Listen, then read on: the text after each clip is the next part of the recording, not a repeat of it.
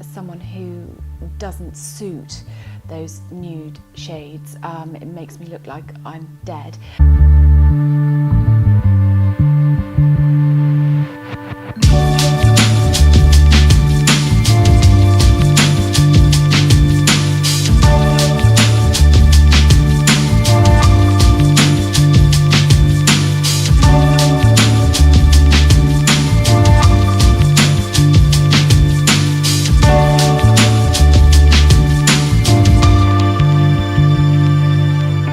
Hi gang, how are you? It's Cherry here from the Female Founder Show. Today we're going to be talking all things lipstick, but not just lipsticks, but lipsticks for women over 40. Now, a lot of the time, by the time we reach 40, we may have fine lines around our mouths, but we still want to be wearing lipstick. Of course, I can't, you know, the nude shades don't really suit me at all, so I invariably go for pinks and reds. But I have found that as my skin has gotten older, the pinks and reds can get slightly more sort of messy, and that's to do with the fine lines around my mouth. So moisture in a lipstick and moisture prior to applying it is massively, massively important for me. So today I show you what I use to moisturize my lips, and I've got 5 lipsticks that I think you are going to love because they're easy to apply, they look nice, the colours are nice, and they don't give you that awful sort of bleeding thing that happens with some other lipsticks. Now, as someone who doesn't suit those nude shades, it makes me look like I'm dead. I have had to buy many, many lipsticks with colour in them, and sometimes I'll have to throw them, well, not throw them away, I give them away to someone else after I've used them once because they just don't work on my lips. So this is really, really very specifically for those of us out there who have 40-plus-year-old mouths. So I hope this is useful. Let's get going, and yeah, I'm looking forward to introducing you to all of the colours that I use at the moment. So let's try these lipsticks out. I am wearing no lipstick at the minute, but what I do have on is my Rose Petal Salve. Now, I'm not going to show you the inside of this because it's absolutely battered. I've had it for ages and ages and ages. This salve lip balm I have used since I was at drama school, so that's, oh God, that's many, many, many years ago. Not this tin, but a good friend of mine introduced me to it. I bought a tin then. It lasted for months and months and months, and I've used it ever since. And I've never really felt the need to use anything else. It works for me. And what I find with a lot of the lip salves is that you put them on and you sort of get addicted to them. So they make your lips really nice and soft, and that's brilliant. But then it kind of goes and you need to add more. This just does what it says on the tin. It just softens my lips. I don't need to add more until it's completely gone, and it doesn't make them drier in the process. It really, really does soften them. So if you've not tried the Rose Petal Salve by Rose & Co, then I would certainly suggest that you do. You can get it, you can buy it online, but you can also just get it in your local chemist as well. Let me know if you use this, because I love it and I'm a massive fan. I'm quite loyal to it. So let's try these lipsticks out. Okay, so this first one is a Colour Boost by Bourjois, and it's in the colour Pinking of it. So I like this one a lot. It is like a chubby stick, and it's got SPF of 15. Now, what I like about this is that it goes on very, very smoothly and easily. It glides on. It's not chalky. It doesn't sort of drag your lips at all. It's really, really, really good. So I'm going to just pop that on. I always put my lipstick on first, and then if I need to, I add a liner. Now, as you can see, I haven't used any lip liner. I don't use lip liner until I've applied the lipstick.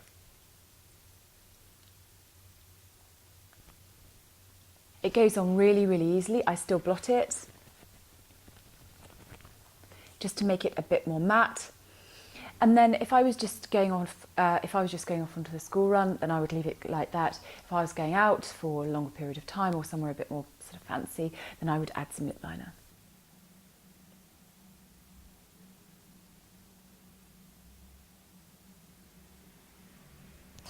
So adding the lip liner obviously changes things up a little bit. You can see, I'll show you a close-up, you can see the lipstick and the lip liner and it's not blended, which I don't like at all. It's not the look I'm going for. So I just give it another blot and then I reapply the colour boost.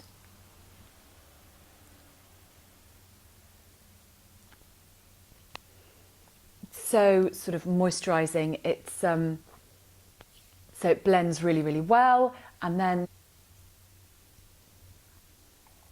there's no division, you know, it's all blended there. You can't just see this outline of lip liner. So for just everyday wear, these, the Bourjois Colour Boost, I'm really, really chuffed with.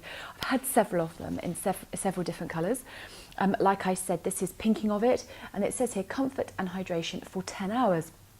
Absolutely, I can, and I can't imagine it, I have reapplied this lipstick again and again and again, and it's been absolutely brilliant.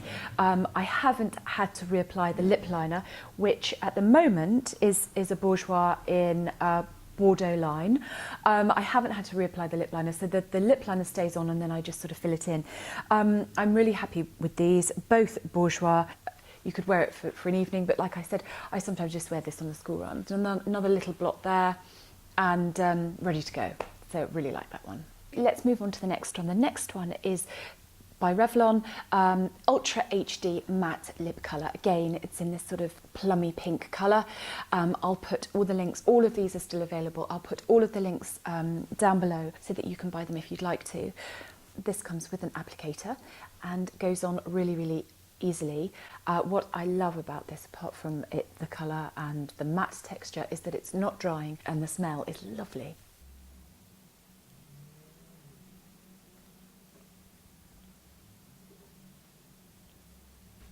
So the applicator isn't too chunky, so it's not going to, you know, it's not like drawing with a huge magic marker all over your lips. It works really, really well, and because of the colour and the texture, it's not, if you make a slip up, it's not going to be disastrous. It's not going to sort of stay there forever. The texture is also really, really nice. Yes, it's a matte lip colour, but it's not too chalky.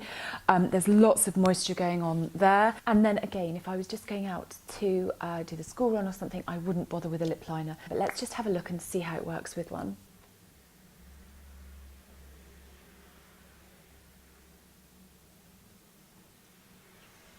This actually blends much better with this Revlon colour than it did with the Bourjois. Let's have a look.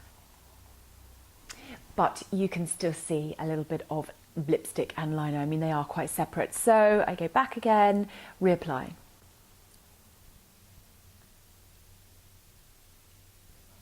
Not as much this time. And then take a look. So there you go. I'm really happy with that. I may blot it, but I don't need to. And it stays on for a long, long time. It's absolutely brilliant. I don't lose any moisture. Again, it's not drying, it's not caking. It doesn't bleed into any fine lines that I've got around my mouth. Really, really love this Revlon lipstick. Okay, moving on to our third lipstick. This one is by number 7. It's a Moisture Drench. Moisture Drench, again, I need lots of moisture because I don't need anything too chalky or cakey. And this one is in Sugar Plum. This is absolutely lovely. I'll give you a close-up. I've used it a couple of times. So again, it's that sort of bluey, plummy pink that works really well with my skin tone. I'm not great with oranges or sort of, or orangey reds. I always tend to go for blue reds or blue pinks or plum. So starting off again just with the rose salve on. I'm not using a brush with this. Goes on well. So this is it after its first coat. Possibly need a bit more.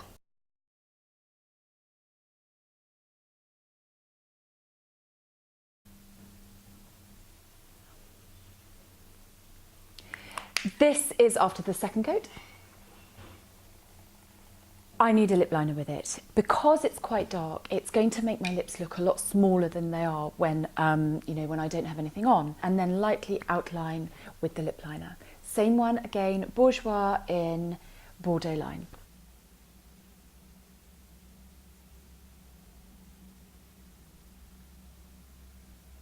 On closer inspection, I can still see that there is, you can still see the lip liner and the lipstick because the colours don't match perfectly like they do with the other lipsticks.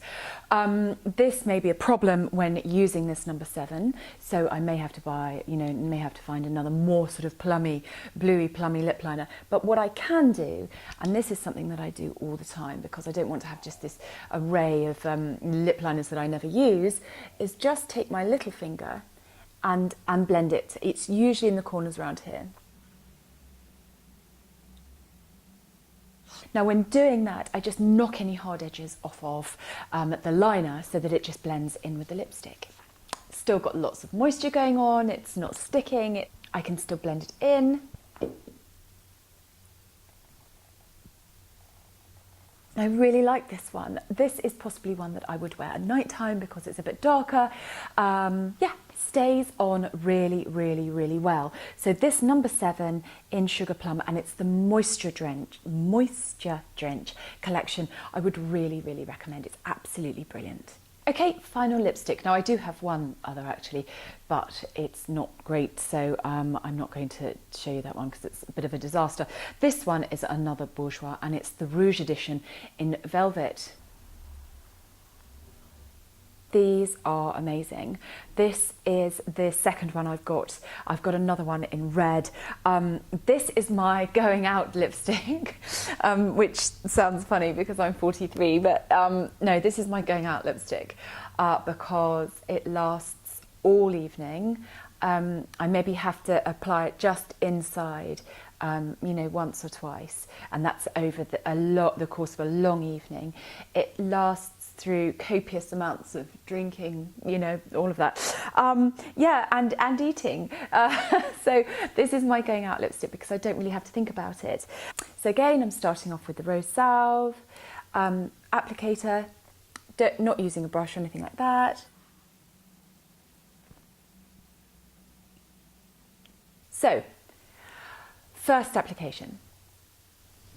It's quite faint and it sort of blends into my lip really, really quickly. And when it goes on, it does actually feel like velvet. It's nuts. It's got a really, really interesting texture. Yeah, that you'll have to try it. So I put one coat on and I blot it. So I've got the base coat on and then I line my lips.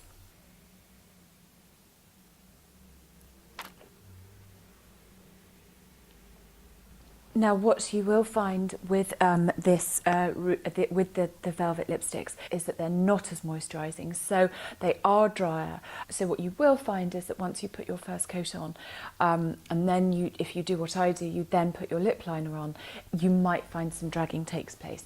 But we go back and apply another coat. And just as an aside, once I sort of blend it in with my lips like that, it does blend really, really well.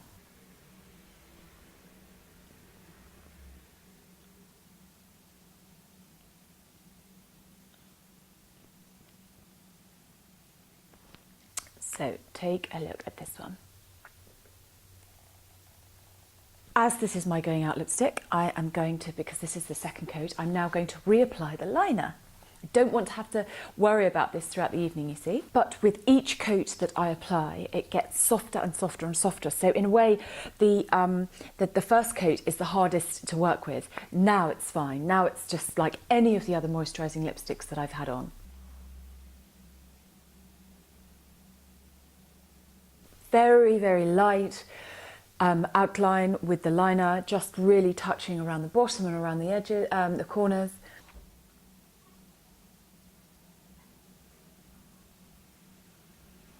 Bit of definition at the top.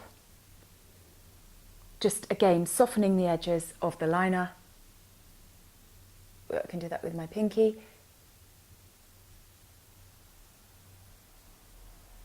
It's not going anywhere. It stays on for hours.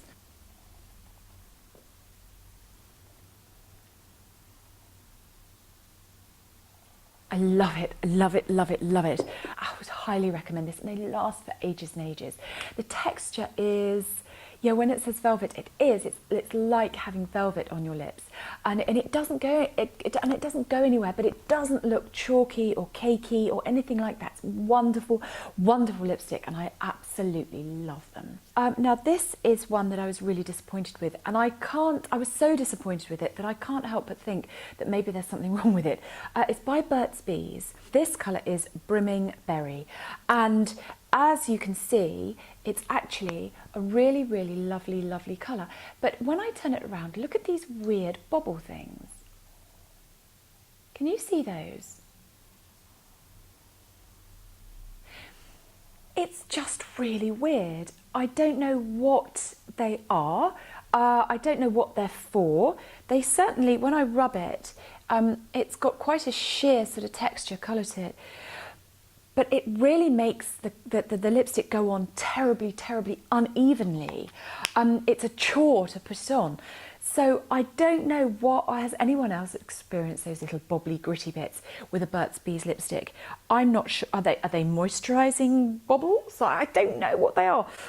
Let me know if you have had any experience with Burt's Bees lipsticks, because they're really odd.